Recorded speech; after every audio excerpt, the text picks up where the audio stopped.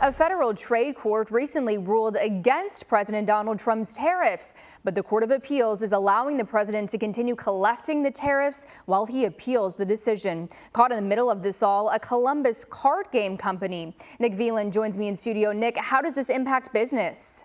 Yeah, Isabel, the founder of Rookie Mage Games, Jordan McLaughlin, admits the last few weeks have been stressful, but this court decision gives him a little hope. Until that appeal is resolved, McLaughlin says all he can do right now is keep battling the rising costs and hope the ruling stands. McLaughlin says he's poured everything into the company, but when the Trump administration imposed tariffs on Chinese imports, the cost of making his games skyrocketed. Now he says if he has to place any order under the current tariff rates, he'll either have to raise prices or shut down for good.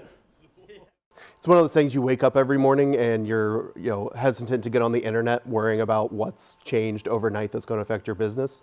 And when the Court of International Trade ruled in the favor of the plaintiffs, saying that these tariffs are unconstitutional and that the president can't do it, that was a nice sigh of relief. But we also understood immediately this is going to be appealed and it's going to become an even bigger long-term problem now.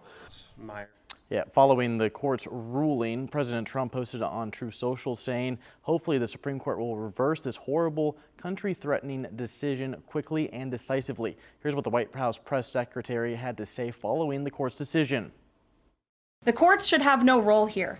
There is a troubling and dangerous trend of unelected judges inserting themselves into the presidential decision-making process. But ultimately, the Supreme Court must put an end to this for the sake of our Constitution and our country. McLaughlin also says for many small business owners, the damage is already done and there is frustration in the gaming community. Some companies have had to close permanently. Now for Rookie Mage Games, they're hoping to survive the long-term effects of all of this. On your side, Nick Veland, WSYX News.